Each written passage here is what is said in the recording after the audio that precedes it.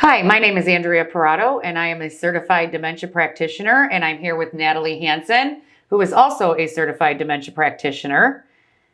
And we are going to talk to you today about the 5 stages of acclimation when an individual with Alzheimer's or dementia moves into a new environment or their environment changes. So if we can get through this bargaining and manipulation stage, which is really the hardest stage to get through because they're really testing your feelings and they're really playing on your emotions. And if you can get through that with them, then we're going to get to the 4th stage. And this stage is kind of difficult as well because this is your depression stage and nobody wants to see their loved one feeling sad. Nobody wants to see them feeling depressed, but they're starting to feel abandoned. They're starting to feel forgotten, because they've been in this place for so long and they feel like maybe they're not seeing their family as much, even though they just saw them. But they're forgetting those moments. They're forgetting those visits. And so we see them withdrawing themselves. I mean, how easy is it to get them to participate in activities within, that first, even couple months sometimes, right? How much of an effort do you have to put into to draw them into the activity, even to draw them into a simple conversation. Yeah. Sometimes, because it's they're still working on that acceptance of being there, that they're going to withdraw. They're going to, if I don't make friends and I stay miserable, maybe I'll get to go home. Maybe. There's still a little bit of that manipulation going on, even though it's at a different level. Right. They are often, yes, they will withdraw. They're kind of hesitant to participate in activities. Maybe they don't recognize, these people, and maybe they weren't even a social person. Right. Previous to the dementia diagnosis. And they may cry a lot. Yeah. A lot of crying, a lot of tears. Visits may be difficult in that way because there's going to be a lot of tears and a lot of crying as we're moving into that. And sometimes it's just spontaneous crying. Mm-hmm. You could just ask them what they want to eat. And it's just, they start spontaneously crying and you're just kind of like, oh my, I just wanted to see if you wanted chicken or beef. And I didn't realize it was going to make you so sad. But they're in that moment of depression. Yeah, and it gets difficult for the families because they don't want to see their loved one unhappy. No. They want the smiles and the happiness. Well, they do, and that comfort of knowing that their loved one in said facility is feeling good about it because they're feeling their own guilt for putting them there. Right. So now you have all this emotional storm going on. They might even threaten suicide. I don't want to live anymore. Just take all my stuff. I don't care. I don't want to deal with this anymore. I'd rather be dead. You hear that a lot. Yeah. And so we just have to make sure we keep an extra eye on them and are checking on them repeatedly. Sometimes if we're in this stage and it's getting really difficult and we're noticing a big difference in either their ability to care for themselves or our ability to care for them, sometimes medication has to be one of those interventions.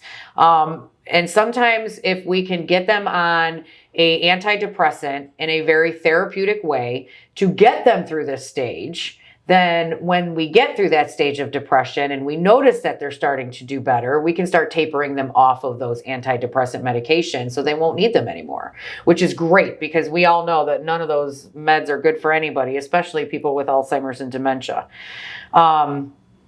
So we try to engage them in activities that they used to enjoy. We try to get them to get more socialization, more human interaction, even if it's one-on-one, which I know you do a lot of. Yes. You spend a lot of time, especially when they first come in, to help them with that acclimation process. How do you do that? Well, it's just kind of meeting them where they're at. Okay. And, getting to know them and when you say meeting them where they're at, what do you mean by that? Not like in their bedroom or in the hallway. As far as like mentally. Okay. Mentally meeting them kind of where they're at, where they're what they're feeling, a lot of validation going on of, I feel like my family's done this, or I feel like, I feel this. It's a lot of validation, a lot of, I understand, but tell me more, just letting them kind of talk and getting that one-on-one going, and then, being their ally. Being on their side. Being on their side. Which doesn't mean being against the family. That's not what that, it's just meaning that they have somebody that they can turn to, that they can look to, that's that person that understands where they're coming from. Right, because at this point, they don't feel like the family's on their side. Right. Right, because they're accusing the family of doing this to them. Right. So they need somebody that's going to advocate for them, somebody who's going to be on their side and say, it's okay to feel this way. Right. Right, and I completely agree. So those one-on-ones are really helpful, and you being that friendly face, that understanding person that they can rely on and turn to, and that often happens when they'll only ask for Natalie. Yeah. I just need to see Natalie. She understands. And so you end up, going on this journey with that person through this acclimation stage, and I mean, it's a lot to learn. You learn a lot about that individual. You learn a lot about their family dynamics, and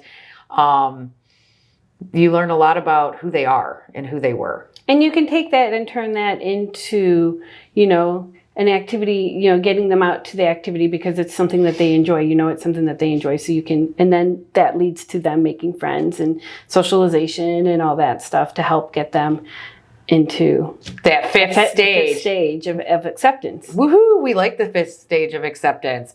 This is when I have finally become adapted to my environment. So there's some things that I'm going to do that are going to show you that I have become a little bit more acclimated. Like, hey, you want to see my new apartment? And I use that word my. That ownership, that possession. You want to see my things in my apartment. I might even start rearranging things because, the families come in and they set the room all up, for that person. And maybe it's not exactly what they want. And so they'll start to make it more to their liking, and they'll move little things around. You'll see knickknacks start to move, and maybe a chair moves from this area to that area. They might set their bathroom up a little bit to more their liking. They might even ask for extra items for, their apartment. They're going to start to become more accustomed to a routine. Time to get up in the morning, when they like to go to bed, when it's time for meals, when it's time for those activities.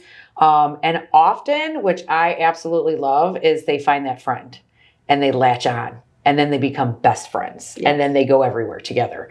And sometimes you actually have to, help them have space because they're such good friends. I had an experience where somebody came in and, they went through those stages, wasn't accepting. And then the family came they made this friend, and the family came in to visit, and they're like, I'm busy with my friend. And the family was like, this is awesome. That's great. I mean, that is like those huge flags that we look for that say, finally, we've gotten to that point where they're really accepting of where they live now. Yeah. And that's a great feeling. They start to trust the staff more. Yeah. And they start to build relationships with them, and they'll start to ask for them specifically, which is great. It becomes a lot less stressful for them in their life. And of course, we know what stress can do to us. And so I think that if we can eliminate a lot of those unwanted emotions that will hinder us, we're doing great. And when we can do that by getting through these stages and not interrupting their environment continuously, it's going to be a win-win for everyone.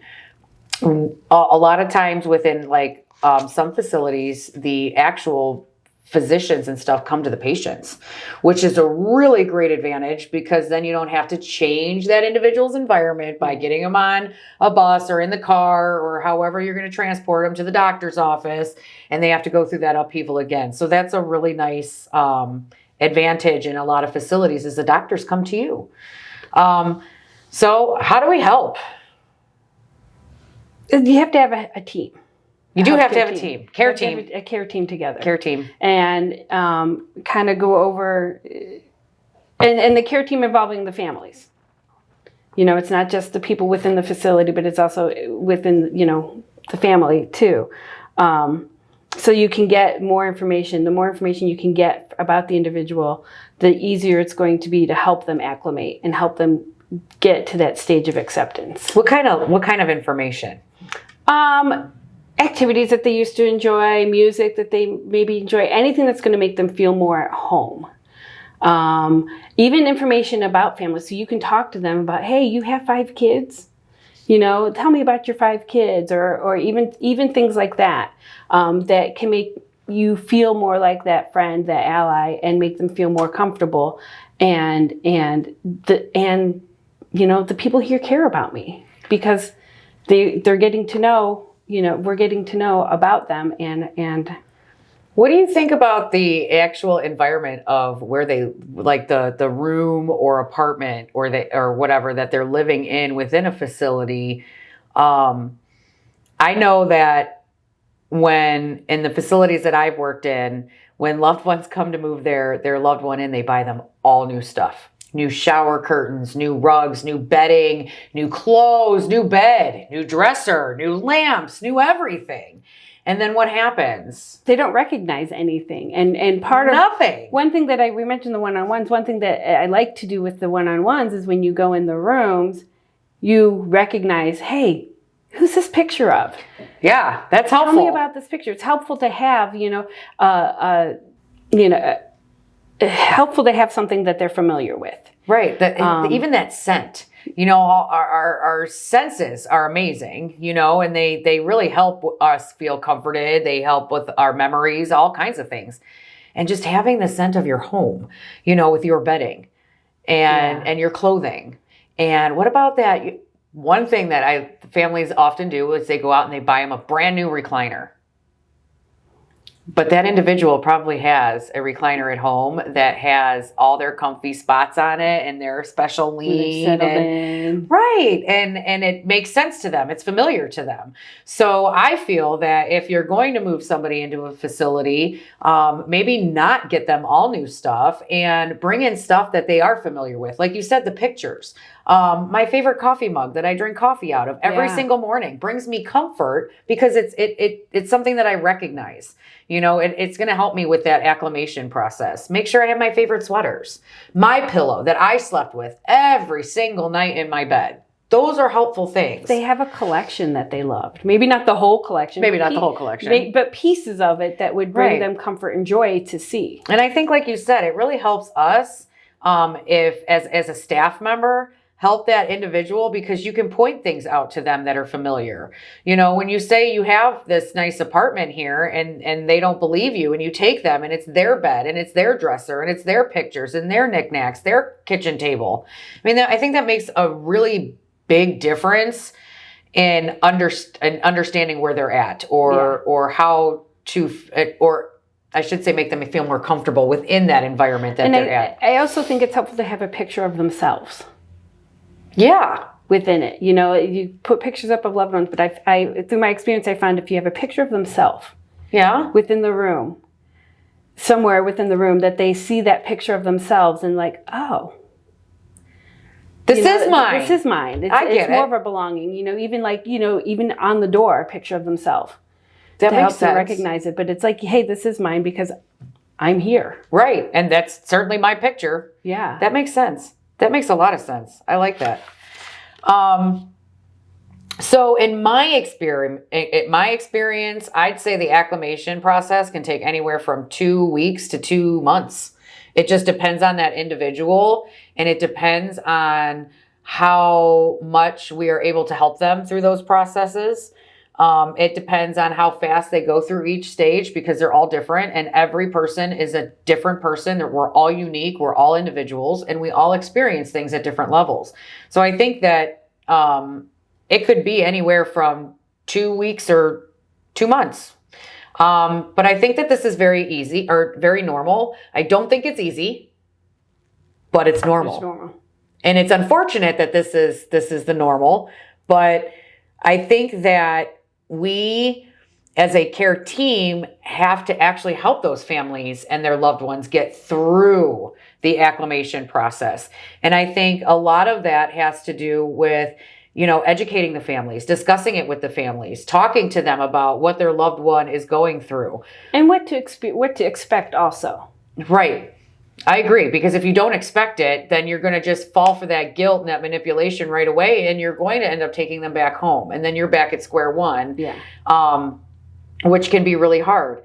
I think that we can help navigate conversations if we understand the disease as staff and we understand what that person is going through.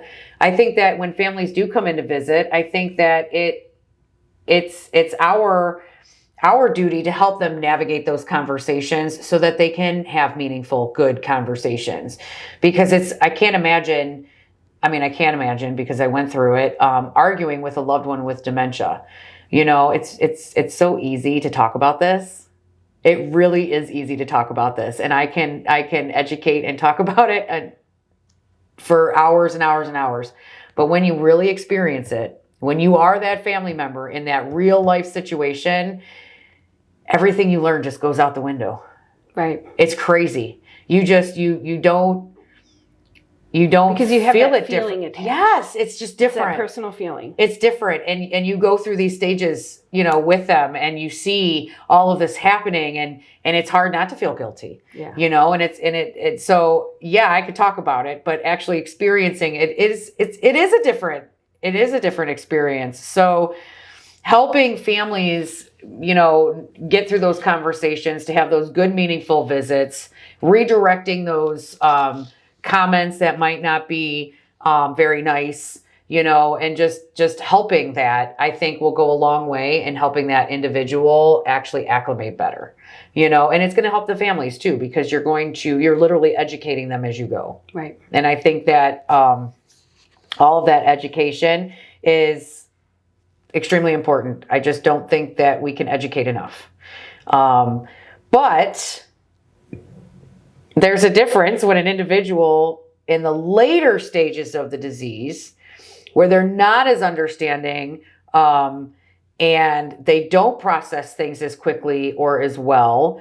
Those later stages, they have what we call out of character behaviors, or some people say dysfunctional behaviors, but they're just more of things that they would not normally do. Not their normal baseline. So a lot of those behaviors may include, but of course are not limited to, poor food intake. How often have, our clients not wanted to eat in the beginning of moving into a new environment? And it's hard on the families because they're losing weight, or they're not eating like they used to. They used to eat everything. They're a robust eater. Just set whatever you want in front of them. And some of that comes from the unfamiliarity of the environment, where I've experienced where they feel they have to pay for the meal because I'm not used to this. It's a restaurant that they feel like they're at, so I have to pay. So we're not going to eat because we don't have the money.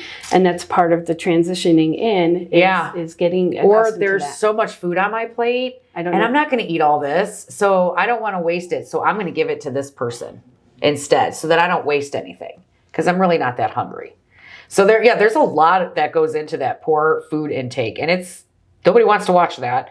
Incontinence, or going to the bathroom in inappropriate areas that we would normally not use, because we're confused, because our environment has changed. Yelling out and screaming, sleep disturbances. Sometimes we sleep all the time, and every time the family comes in to visit, they're sleeping again. Or we never sleep, and we have insomnia, and we're up all night, and we cannot sleep. We're restless, we're wandering, and that's not their norm. Usually they were a great sleeper. Sometimes having memory conflicts. And I know that we're talking about Alzheimer's and dementia, and then of course there's memory conflicts, but sometimes we struggle even more because it increases that confusion even more when we change the environment. Of course, there's that wandering, the pacing, there's anxiety, there's sexual inhibition, hypersexuality, Resistance to care is a huge one. This is the one I think that we struggle with the most in facilities, is that resistance to care. And we are doing our utmost best to care for that individual and to allow them to let us care for them. And sometimes it's difficult. And the families, think that, A, B, and C should be done, and we're trying to get A, B, and C done, but we may have only gotten half of B done and maybe a quarter of C and this little smidgen of A, but we're working on it. And it's a work in progress. It comes to that, building that trust with that person too. Yep. Like, as they're, we're acclimating to them too. And, if it's just somebody you've never seen before coming in and wanting to care for you. Right. And there's even been times where I've had families who were taking care of their loved ones at home, and they were the ones doing the showering and all that personal care. So what made it easier was they would come in and they would do the shower with us, so that it was like a team effort. And so it kind of helped that person become a little bit more comfortable with us as staff, because the family member was there the whole time, which was really nice. So it kind of actually helped us acclimate to the client, because who knew their routine better than the loved one? So it was really helpful. Unexplainable irritability, they'll start taking things apart, ripping paper up, just being very destructive. They have a lot of angry outbursts. They could have a lot of incoherent babbling. So there's a lot of different dysfunctional behaviors of them trying to express that they're not comfortable. Their behaviors aren't because they just are trying to be difficult. That's not what it is. They can't even reflect on that inappropriate behavior. They don't even realize they're being inappropriate, because what they're doing is expressing to you that I am not comfortable right now. And whether that's screaming, whether that's wandering, tearing things apart, not eating too much, sleeping, not sleeping, it doesn't matter. It's an expression, right? And it's just saying, hey, something's not right with me and I'm not comfortable. And so we are there to help them try to get through that process and get through that whole acclimation. So we have to pay attention to those verbal cues, those physical cues that they're giving us that allow us to try to understand what they're going through. And if we can do that, then we can help them, I feel. If we can understand their expressions, if we can understand what the behaviors are and why they're expressing them, then I feel like we can really start to help them acclimate to that environment. And I think that if we all come together as a care team with the staff and the family members, and even the professional physicians and the psychiatric care, and all of them as a care team, I think that we can really start to help assist with that transition for not only the clients, but the families, because it's really hard on the families. Yeah. I mean, it's hard on the client, don't get me wrong, but again, those families leave with those feelings. They leave with those hurtful words still pounding in their head, making them feel bad. So I think that simply by understanding and simply by just being a part of their everyday moments with the families, with the clients, I think that we can really help them through that acclimation process. And then once they're there, home sweet home.